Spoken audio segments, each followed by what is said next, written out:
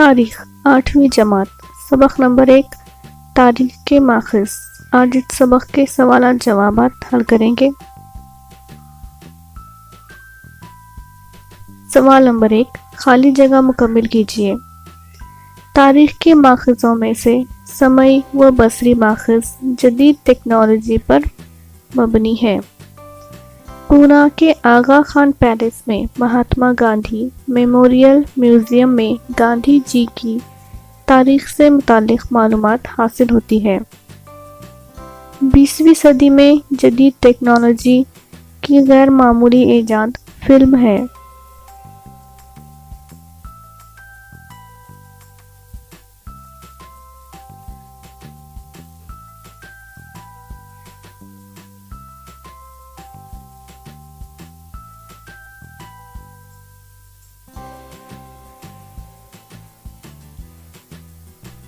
سوال نمبر 2 درج ذیل بیانات وجوہات کے ساتھ واضح کیجیے۔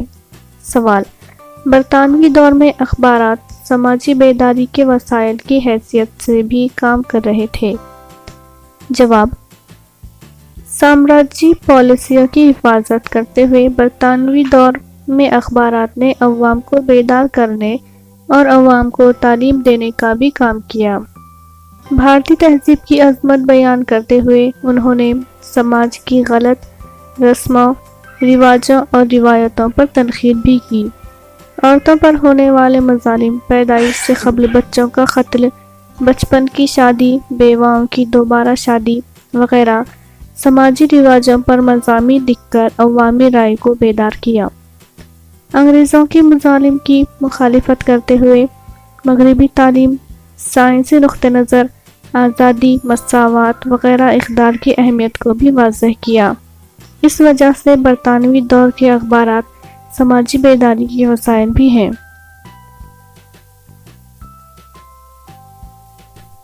سوال نمبر 2 فوٹو کو جدید بھارت کی تاریخ کا مطالعہ کرنے کے لیے نہایت قابل اعتبار ماخذ تسلیم کیا جاتا ہے۔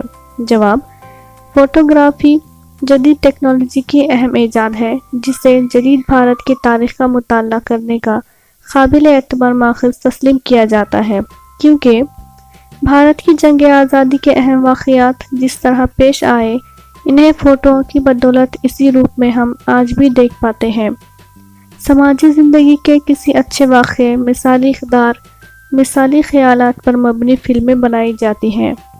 سماجی مسائل، رواج، توہم پرستی جیسے موضوعات پر بھی فلمیں تیار کی جاتی ہیں۔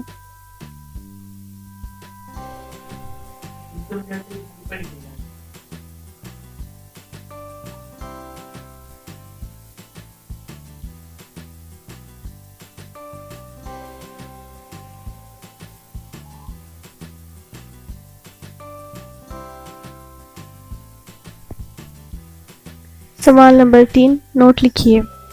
سوال: فوٹو۔ جواب: فوٹو کی وجہ سے انسان عمارات، موقع اور واقعہ جیسا تھا ویسا دکھائی دیتا ہے۔ فوٹوگرافی کے فن کی دریافت سے پہلے ہاتھوں سے بنائی گئی تصویروں کو اہمیت حاصل تھی، لیکن ان میں تخیل اور جانبداریت ہوتی تھی۔ فوٹو کے ذریعے معلوم ہوتا ہے کہ پہلے زمانے کا انسان کیسا دکھائی دیتا تھا اور اس کی پوشاک کیا تھی۔ وقوع پذیر واقعے کا فوٹو پوری تاریخ کو ہماری نظروں کے سامنے لے آتا ہے۔ اس زمانے کی عمارتوں کے فوٹو سے عمارت کی قسم، طرز تعمیر کی معلومات حاصل ہوتی ہے۔ اس وجہ سے فوٹو کو جدید بھارت کی تاریخ کا قابل اعتبار بصری ماخذ سمجھا جاتا ہے۔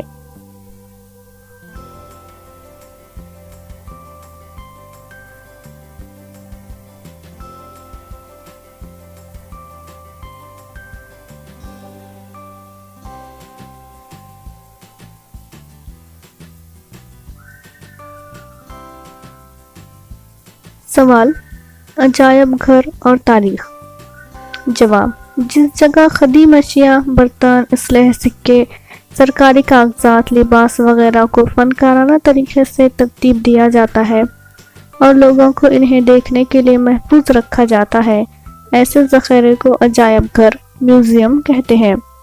ان اشیاء کے ذریعے اس زمانے کی سماجی، سیاسی اور مذہبی تاریخ کا علم ہوتا ہے۔ سکوں سے اس زمانے میں استعمال کی جانے والی دھات اور لوگوں کی مالی حالت کا اندازہ ہوتا ہے۔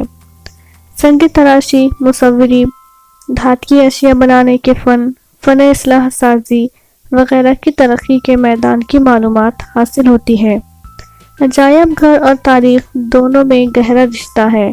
عجائب گھر تاریخ نویسی کا اہم ماخذ ہے۔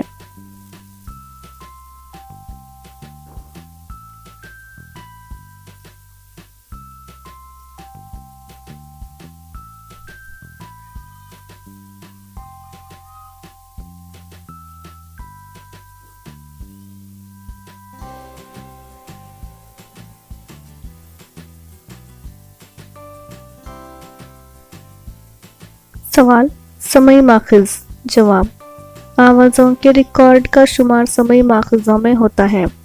آوازوں کو ریکارڈ کرنے کے فن کی دریافت کے بعد یہ ماخذ تاریخ کی تحقیق کرنے میں اہم ثابت ہوئے۔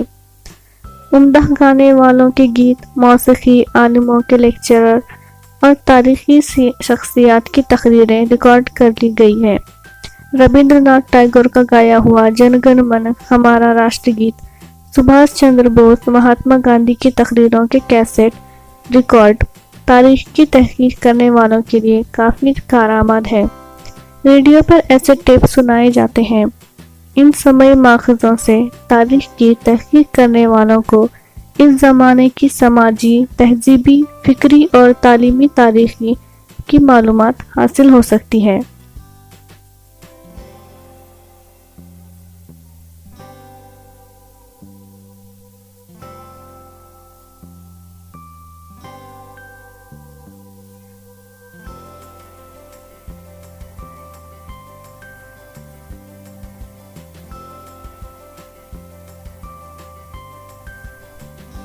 سوال نمبر 4، درج ذیل تصوراتی خاکہ مکمل کیجیے۔